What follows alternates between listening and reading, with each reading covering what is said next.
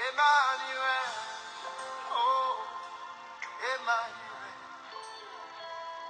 Emmanuel, Dieu est venu jusqu'à moi. Emmanuel, mon Dieu est venu jusqu'à moi. Du haut des cieux, il est descendu aussi bas. Aussi bas. Du haut des cieux, il est descendu jusqu'à moi. Jusqu'à moi. Quel est cet amour? Jusqu'à moi. Quel est cet amour?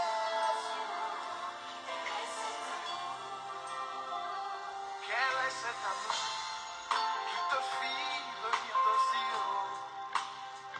Quel est cet amour qui te fit descendre aussi bas? Quel est cet amour qui te fit venir jusqu'à moi? De toi j'entendis que tu es le Verbe divin. De toi j'entendis que tu es le Verbe créateur. Oh, Verbe incarné. Nous vous saluons dans le nom précieux et glorieux de notre Seigneur Jésus-Christ. Que l'amour de Dieu soit notre partage et le Seigneur nous bénisse abondamment. Le Dieu de paix, nous voici encore pour t'écouter. Le vrai enseignant, c'est toi. Aide-nous à comprendre ton amour. Dans le nom de Jésus, nous prions et nous disons Amen. Que le Seigneur, notre Père, soit notre partage. Mes bien-aimés, nous voici encore une fois pour essayer de partager la parole de notre Seigneur Jésus-Christ. Puisque le Seigneur est merveilleux pour nous, le Seigneur nous soutient abondamment. On va prendre nos passages rapidement pour essayer de continuer notre thème qu'on avait donné dans Osée chapitre 4, le verset 6.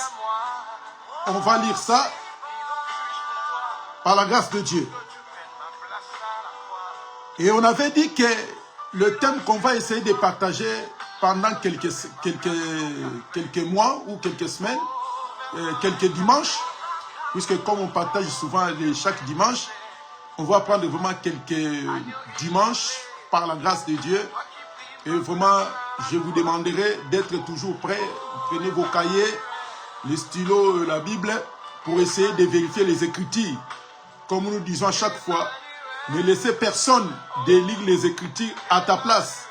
Puisque quand tu laisses la personne de lire les Écritures à ta place, tu seras perdu. Et tu ne sauras pas comment tu peux s'en sortir et même pour bénéficier du royaume de Dieu. C'est pour cela que nous demandons à chaque fois de prendre ta Bible, tu prends les stylos et les cahiers, tu peux noter. Si tu as des questions, des suggestions, on est toujours là pour essayer de nous exhorter et de nous encourager à travers la parole de notre Seigneur Jésus-Christ. On avait dit que notre thème qu'on va partager, c'est la connaissance amène à la vie éternelle. Et la connaissance amène à la vie. C'est pour cela qu'on va lire Osée chapitre 4, le verset 6. Je lis les Écritures avec amour et humilité. On va lire Osée chapitre 4, verset 6. Et on va prendre Genèse chapitre 3, le verset 21. On va lire quelques passages pour nous exhorter et nous encourager, puisque notre Seigneur, il vient bientôt. La Bible dit ceci, dans Osée chapitre 4, le verset 6. Nous lisons avec amour et humilité. Mon peuple est détruit parce qu'il lui manque la connaissance. Puisque tu as rejeté la connaissance, je te rejetterai et tu seras dépouillé de mon sacerdoce, puisque tu as oublié la loi de ton Dieu. J'oublierai aussi tes enfants. C'est ce qu'on est en train de partager pendant, et on avait commencé le dimanche dernier. Et je sais que nous prêchons un Dieu qui se répète à chaque fois. Donc, ce qu'on est en train de parler, je ne suis pas le premier et je ne suis pas le dernier. Donc, ça sera toujours la répétition jusqu'à ce que le Christ va venir. Puisque la Bible dit qu'il faut instruire vos enfants. Même quand vous serez dans les voyages, quand vous voulez dormir. Donc, essayez d'exhorter vos enfants et arrière pour que cette parole soit toujours gravée dans vos cœurs et marcher selon la volonté de Dieu. Donc, nous prêchons un Dieu qui nous permet que nous soyons toujours prêts afin que nos vies soient une vie de paix, une vie meilleure. Et ici, la Bible nous explique, quand nous lisons ces contextes, ces textes, Dieu, il est en train de nous parler surtout sur le peuple hébreu. Puisque c'est eux qui avaient les sacerdoces. Puisque nous, on n'a qu'un sacerdoce royal, qui est Christ lui-même, qui est le souverain sacrificateur. Et ce Dieu-là nous a fait un royaume de sacrificateurs. Donc nous bénissons le Seigneur grand roi. Mais on a pris ce passage, puisqu'il y a un point de vue doctrinal et prophétique. C'est pour cela on peut nous exhorter selon le point de vue doctrinal et on peut nous exhorter aussi de ce qui concerne le point de vue prophétique. C'est pour cela la connaissance a pour but de chasser l'ignorance. Et comme la lumière a pour but de chasser les ténèbres. Vous voyez? Et la résurrection a pour but de chasser la mort. Et notre Seigneur est là pour nous éclairer afin que nos vies soient une vie de paix. Et quand nous servons Dieu, et on a la ferme assurance que quand nous servons Dieu, on aura la vie après la mort. Et nous prenons Genèse chapitre 3, les versets 21. La Bible dit ceci. L'Éternel Dieu fit à Adam et sa femme des habits de peau et il en revêtit. Donc, le Dieu maintenant, de ce qui concerne la connaissance, amène à la vie. Donc, on est en train de parler une portion de l'Écriture concernant des habits que Dieu a revêtis Adam et Ève. La Bible dit que Dieu, il va tuer un animal. Et Dieu n'a pas précisé quel était cet animal que Dieu a tué, puisque la Bible n'a pas précisé. Quand nous lisons les Écritures, comme Dieu se répète, ici la Bible dit que Dieu a pris un animal. Il a tué un animal et il a pris la peau d'un animal pour revêtir à Adam et à sa femme Ève. Puisque après le péché, la Bible dit que Adam et sa femme, ils ont pris les feuilles de figues pour se couvrir, pour empêcher que leur nudité se voie. Or qu'ils ont oublié les habits de figues. Quand le soleil frappe, les figues sèchent et ils resteront toujours tout le temps nus. Vous voyez? Donc l'amour de Dieu est plus grand que nos faiblesses. L'amour de Dieu est plus grand que ce que nous faisons les uns les autres. L'homme il a commis un péché, mais Dieu par sa grâce, par son amour, il n'a pas regardé les péchés de l'homme, mais Dieu, il n'a pas besoin de laisser l'homme aussi de rester tout nu. L'homme a péché. Mais Dieu, il va tuer un animal pour faire un habit. Donc, c'est-à-dire, le premier couvrier, c'est Dieu lui-même. Puisque l'homme a voulu conçu sa propre vêtement, il resterait toujours tout nu. Pourquoi? Puisque les feuilles de figues ne pouvaient même pas couvrir un homme. Donc l'amour de Dieu, mes bien-aimés, est plus grand. C'est pour cela que quand nous regardons dans le monde, les gens qui vivent dans le désordre, quand on était des pécheurs, Dieu, il était toujours auprès de nous. Il nous gardait toujours. Il nous donnait la vie. Il pouvait dire que comme tu l'as fait comme ça, je prends ta vie. Mais par sa grâce, Dieu nous laisse toujours vivre. C'est pour cela l'amour de Dieu est merveilleux. Maintenant, nous posons la question. Quel est cet animal que Dieu a tué? Il a pris les vêtements, il a conçu les vêtements de Dieu lui-même, il a tué un animal. Il a conçu un vêtement, des vêtements pour Adam et les vêtements pour Ève. Puisque un habit d'un animal ne peut être déchiré, ne peut être détruit facilement. Vous voyez? Donc ce que Dieu fait est durable que ce que l'homme fait. La connaissance amène à la vie. La Bible dit que vous connaîtrez la vérité et la vérité vous rendra libre. Donc cette vérité nous permet de comprendre combien Dieu est bon, combien Dieu est grand. Vous voyez? L'homme, il peut se justifier dans ses propres efforts. L'homme peut chercher des navettes pour se présenter, pour se faire plaire à Dieu. Mais en réalité, les efforts de l'homme n'est que rien devant Dieu. Donc Dieu va tuer un animal, mais la Bible n'a pas précisé quel était cet animal que Dieu a tué. Et il a fait l'habit pour revêtir Adam et Ève. Bien-aimés, quand nous lisons les Écritures,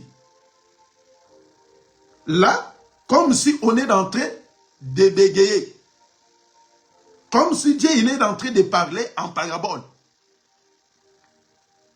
Quand Dieu parle en parabole, c'est compliqué de comprendre les Écritures.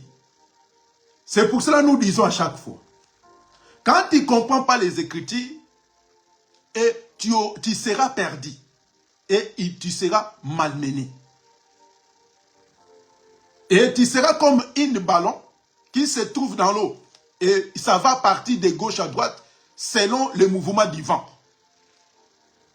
Mais quand tu comprends la parole, la Bible dit que tu seras comme une maison construite avec des rocs. Même le vent, même le torrent, cette maison ne sera jamais détruite. Ne laissez personne de lire les Écritures, mes bien-aimés, à ta place. Vérifions les Écritures. Demande à Dieu. Dieu va venir t'éclairer. Donc, Dieu va tuer un animal. Il va faire quoi? Il va revêtir Adam et Ève. Puisque leurs vêtements, c'était incapable de rester jusqu'à le lendemain. Puisque le soleil empêche les feuilles de figues restent permanentes. La Bible maintenant va dire quoi?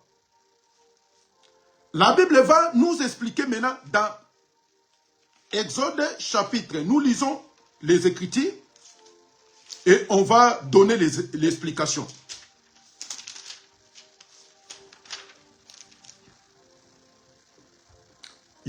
Exode chapitre 29, les versets 4 à 5. Exode chapitre 29, versets 4 à 5. La Bible dit ceci. Je lis les Écritures avec amour et humilité. Tu feras avancer Aaron et ses fils vers l'entrée de la tente d'assignation et tu les laveras avec de l'eau. Tu prendras les vêtements, tu les revêtiras Aaron de la tunique, de la robe, de l'éphod et de l'éphod et du pectorat. Et tu mettras sur lui la ceinture de l'éphod. On s'arrête même là. Donc maintenant, Dieu, on va sauter, puisque quand l'homme a péché, Dieu a chassé Adam, il a fait un habit d'un animal, il a revêtu Adam et sa femme Ève. Et Dieu maintenant, il va travailler toujours pour faire récupérer l'homme. Mais jusqu'à Noé, et on peut arriver, notre père Abraham. Il a eu Isaac, son fils. Isaac, il a eu des fils, Jacob et Ésaü. Et parmi Isaac plutôt, il va prendre des fils, Isaac et Jacob. À travers Jacob, la Bible nous explique les 12 fils que Aaron et les 12 fils que Jacob a eu, mais sans compter des filles. Puisque quand nous lisons la Bible, Isaac aussi, il avait les filles. Mais la Bible nous précise qu'il y avait 12 fils. Et parmi les 12 fils, il y aura un qui sera vendu, qui va se retrouver au pays de l'Égypte. Et là, nous comprenons que c'était Joseph, parmi les 12 fils de Jacob. Et à travers Joseph, que les frères, ils vont descendre là-bas, ils vont rester. Et comme lui, il connaissait bien l'Égypte, il va dire que quand il vous posait la question dans quel il faut demander, il faut aller habiter à Goshen. Et quand vous demandez, et quand il va vous poser des questions, vous allez dire qu'on est les bergers. Les bergers, ils vont trouver l'endroit qui était Goshen, ils vont aller habiter là-bas. Jusqu'à la mort de Joseph. Et l'Hérode, le pharaon plutôt, qui va aimer beaucoup Joseph, il va mourir, l'autre il va venir, jusqu'à ce que les peuples hébreux ils vont entrer dans l'esclavagisme. Et jusqu'à ce que Dieu va susciter Moïse de la famille de Lévi pour aller sortir les peuples hébreux. Quand ils vont sortir, puisque Dieu il avait une mission d'aller les servir. Arrivé dans le désert, Dieu maintenant va souffler à Moïse pour construire un tabernacle, un sanctuaire, pour permettre maintenant les services que Dieu avait besoin, va commencer maintenant. Et avant de commencer, Dieu, comme Dieu n'est pas Dieu de désordre, Dieu d'ordre, il va tracer, il va mettre l'ordre. Il va dire qu'il faut revêtir Aaron et ses fils pour faire la différence entre les 11 tribus et les tribus qui étaient censées chargées de travailler dans les sacerdoces. C'était les tribus de Lévi. Et c'est leur père qui était le souverain sacrificateur, Aaron, et ses enfants. Ils vont faire quoi? Ils vont conçuire les vêtements pour permettre maintenant de faire la différence. Vous voyez? Donc, c'est-à-dire, maintenant les habits, les vêtements que Dieu avait conçus à Adam et à Ève, pour ne pas qu'il reste toujours nus. Et maintenant, les vêtements-là vont changer de forme. Maintenant, Dieu va faire les vêtements pour la famille de Lévi. Et en autre information, la famille de Lévi n'avait pas droit de bénéficier quand ils ont fait le partage des terres. La famille de Lévi n'avait pas droit de bénéficier les portions de la terre. C'est pour cela que Dieu avait laissé les 11 tribus d'aller cultiver, sémencer, héberger même le blé et les troupeaux pour permettre de faire nourrir leurs frères qui étaient des Lévites. Et ils ne vont pas travailler. Leur travail, c'était dans les sanctuaires, dans l'œuvre de Dieu, mes bien-aimés. Maintenant, ces frères, les 11 tribus, ils vont aller travailler, cultiver, et ils vont ramener l'offrande, comme les gens prétendent aussi la dîme, ils vont ramener aux Lévites. Or que la dîme n'était pas destinée seulement aux Lévites. L'étranger aussi, il avait droit de manger la dîme, l'orphelin et la veuve. Vous voyez? Maintenant, c'est eux qui percevaient l'offrande, la dîme. C'est la famille des Lévites. Essayez de lire les Écritures, mes bien-aimés. Les gens ne veulent pas laisser tranquille de lire les Écritures. Puisque quand tu vas lire les Écritures, et les écailles vont tomber. Puisque la connaissance amène à la vie. La connaissance fait tomber l'ignorance. C'est pour cela qu'il faut lire les Écritures.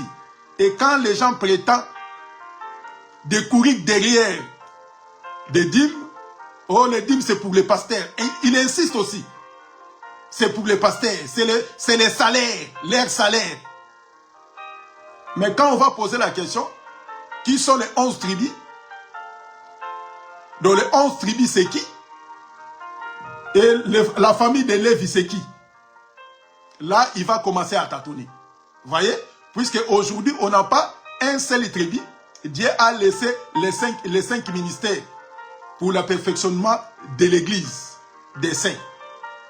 Quand nous posons les questions, qui est souverain sacrificateur? Qui est de Lévi?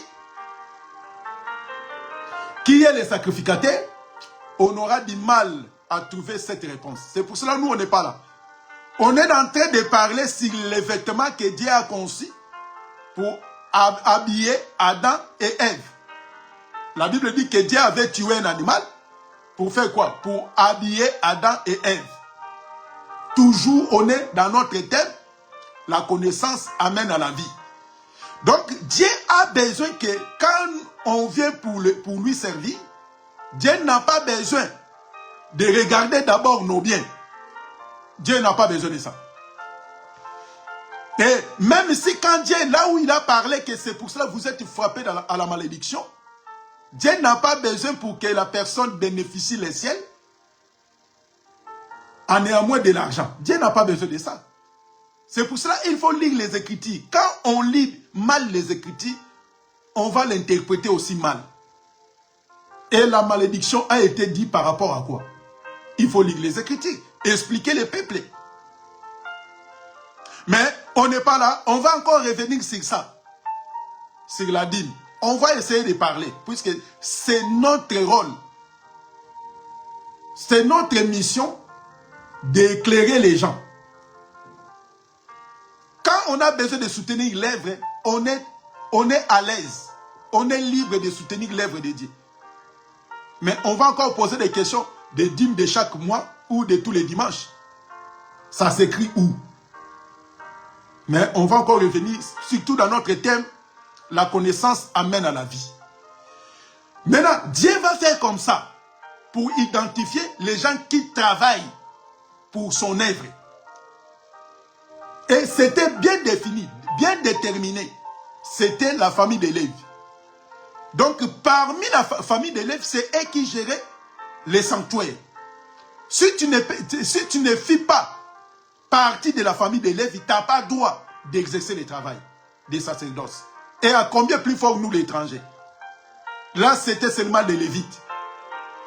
Si c'est leurs frères n'avaient pas droit d'entrer pour servir pour faire les services des sanctuaires, et à combien plus fort étant que tu es étranger. Que le Seigneur nous bénisse. Que le Seigneur soit avec nous. Et la Bible nous interpelle en disant ceci.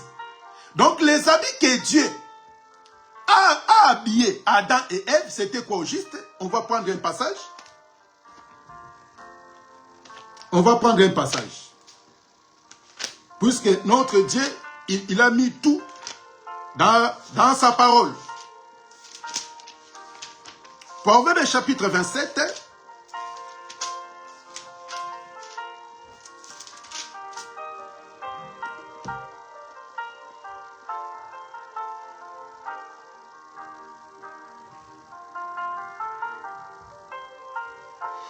Nous lisons les Écritures et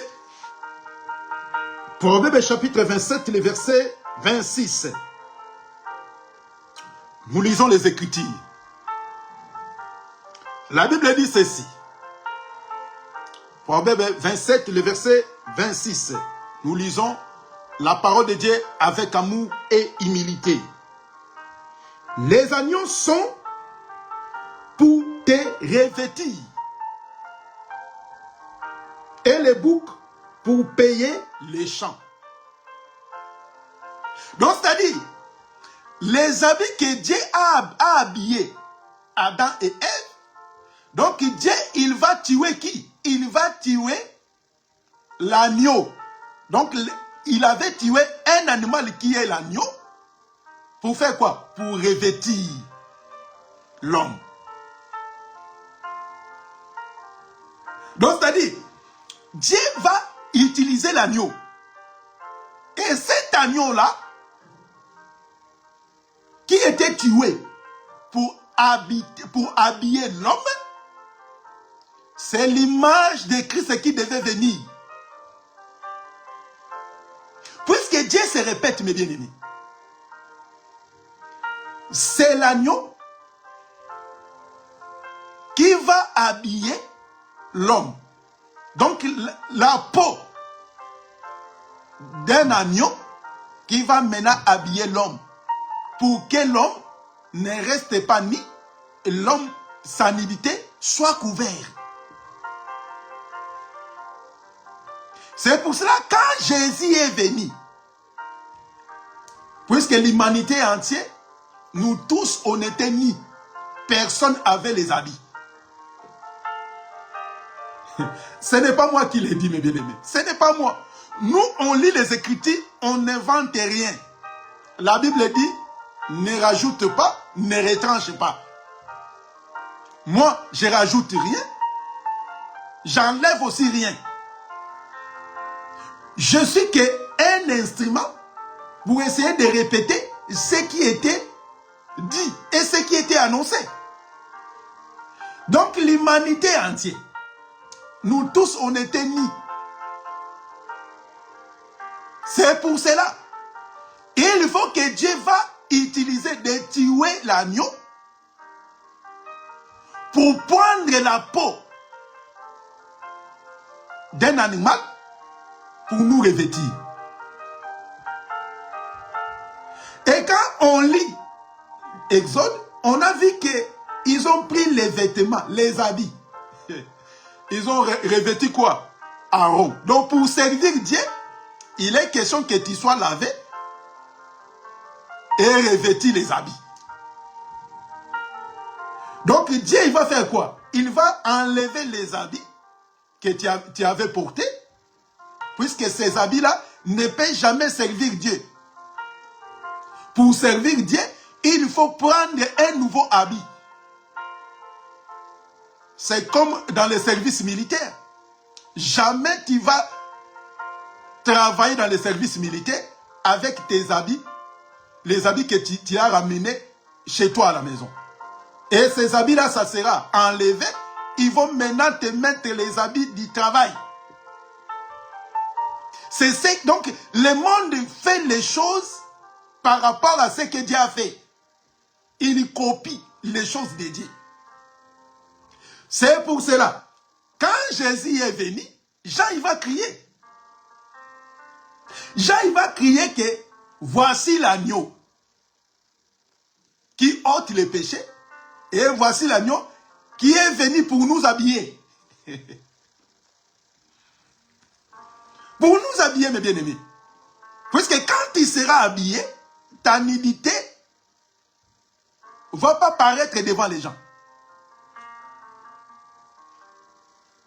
Mais quand tu crois que tu es bien habillé, en réalité, par rapport à Dieu, il te voit que tu es tout nu. Ce n'est pas moi, mes bien-aimés. Prenons un passage. Comme la Bible, on a déjà trouvé la réponse que l'animal que Dieu avait tué pour habiller l'homme, c'était l'agneau. Donc, avant l'arrivée de Jésus, l'humanité, tous, on était tout nus. C'est pour cela, comme agneau, il n'était pas encore tué. On ne pouvait pas s'habiller. On était resté tout nus. Donc, les seules personnes qui avaient les habits, c'est Jésus. Donc, la parole de Dieu n'est pas compliquée. Hein? La parole de Dieu n'est pas compliquée. Apocalypse chapitre 3.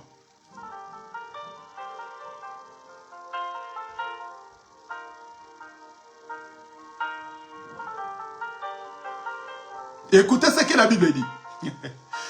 J'aime la parole de Dieu. On mettra un point, on va encore revenir. Écoutez ce que la Bible dit. Donc l'humanité entière, personne n'avait les habits avant l'arrivée de Jésus. Puisque la nudité restait toujours chez l'homme. Donc si Dieu avait tué un animal pour habiller Adam et Ève, donc Dieu aussi, il se répète, mes bien-aimés.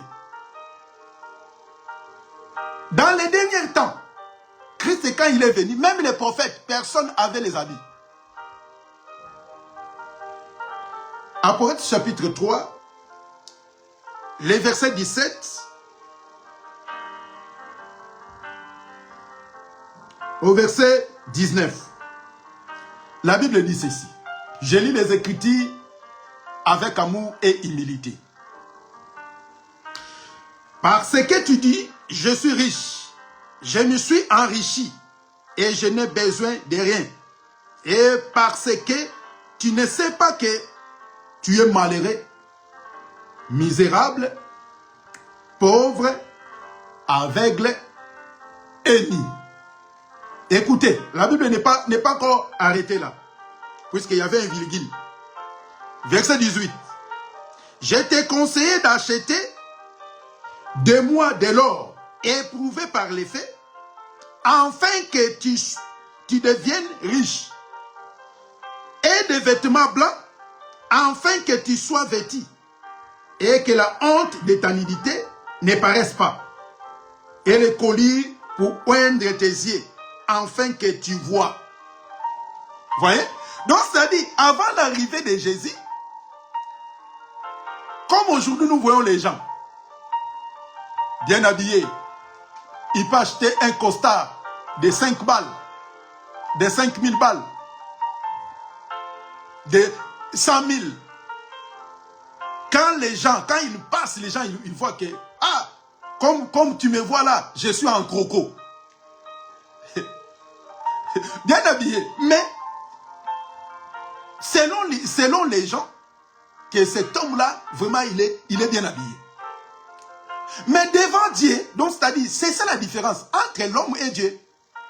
Quand Dieu te voit, il te voit que tu es nu. Puisque ces vêtements-là, ce n'est pas donné à tout le monde. Ce n'est pas d'aller acheter avec de l'argent. Pour s'habiller les vêtements qui viennent de Dieu, il faut que l'agneau soit mort. Il faut qu'on va tuer l'animal. Et à travers la mort de l'agneau, ça va nous permettre maintenant de s'habiller. C'est pour cela que nous disons qu'avant la mort de Jésus, l'humanité entière, on était tout nus. C'est pour cela, il faut qu'on puisse tuer l'agneau pour permettre de prendre sa peau et à travers la peau d'agneau, ça va nous permettre maintenant de s'habiller. C'est pour cela que la Bible nous dit que Dieu, il nous recommande d'aller chercher les habits. Puisque si l'agneau, il ne t'habille pas, tu seras toujours ta honte, ça sera toujours vu des yeux de tout le monde. C'est pour ça que quand nous voyons les gens prétendent habillés, en croco, quand on te regarde, quand on les voit, c'est plus qu'un gamin. Quand il fait des choses, toi-même tu dis que, mais il vit dans quel monde? C'est pour cela, la connaissance t'amène à la vie. La connaissance va te permettre, et tu ne vas pas servir Dieu comme tu le servais avant. Puisque les écailles vont tomber, et tu verras que servir Dieu, c'est très important. Les habits que Dieu a habillés Adam et Ève, puisque Dieu avait tué un animal. C'est pour cela l'animal qui est Jésus, il y sera mort. Si Jésus n'était pas mort, on ne pouvait pas s'habiller. Donc tous les gens en dehors de Jésus, quand tu n'as pas compris le Seigneur, né de nouveau, tu es toujours nu. Et les gens voient toujours ta nudité. Donc la nudité, c'est le péché. Puisque physiquement, nous tous, on est habillés. On est habillés. Mais, selon Dieu, quoi que tu es habillé physiquement, mais spirituellement devant Dieu, tu es nu. Si tu veux que ta nudité ne paraisse pas, il faut aller à chercher les habits. C'est Christ et Jésus. C'est lui qui nous donne cet habit. Tu peux faire un semblant. Tu peux être apôtre, prophète, évangéliste, pasteur, docteur. Là, selon les gens. Mais devant Dieu, Dieu te voit comme tu es toujours tout nu. Et ta nudité, ça paraît toujours. Que le Seigneur nous bénisse, que le Seigneur soit avec nous. On met un point sur les habits que Dieu a habillé Adam et Ève. C'était les habits, la peau de l'agneau. Aujourd'hui, on met un point là. On va encore revenir pour maintenant, pour nous. Dieu, il nous donne quel habit? Pour que quand nous marchons sur la terre, quand les gens nous voient, il va comprendre que les habits que nous, on a portés est plus cher. N'est pas comparable à des habits terrestres, à des habits physiques. C'est pour cela des sacerdoces que Dieu va maintenant faire. Ça ne sera pas pareil avec les sacerdoces lévitiques. Puisque ils ont habillé les habits physiques conçus par les humains, par les gens. Mais Dieu avait besoin de lui-même, étant le vrai couturier, de nous faire quoi? De conçu un vêtement pour nous habiller. C'est pour ça que nous posons que des questions. Hein? Que le Seigneur nous bénisse, mes bien-aimés. On va revenir par la grâce de Dieu pour essayer de nous fortifier, de nous consoler à travers la parole de notre Seigneur. Que la grâce et la miséricorde de Dieu soient notre partage. En un mot, on a parlé sur les habits que Dieu avait habillés Adam et Ève. Dans notre thème, la connaissance amène à la vie. Donc cet habit, c'est un animal. Ok, cet animal dans Genèse, ce n'était pas défini. C'était lion, c'était un tigre, c'était un léopard, c'était ngoubou, l'hippopotame, ou un tigre. Ce n'était pas défini. Donc on a compris maintenant dans le proverbe que Dieu, les habits qu'il avait conçus pour Adam et Ève, c'était l'agneau.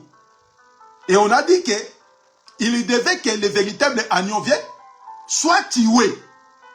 Puisque si l'agneau là, il n'était pas tué, nous, on ne pouvait pas habiller. On sera toujours nus. C'est pour cela qu'on a dit que cet animal-là, qu'on devait tuer, c'était Jésus. C'est pour cela Jésus, il faut que Jésus meure. S'il ne meurt pas, nous serons toujours tout nus. On va continuer toujours à marcher. C'est pour cela que Caïphe avait compris. Il a dit que vous ne réfléchissez pas.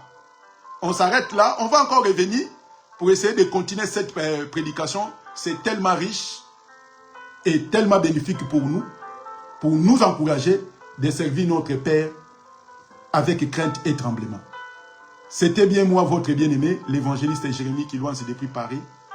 Que la grâce et la miséricorde de notre Seigneur nous soient données.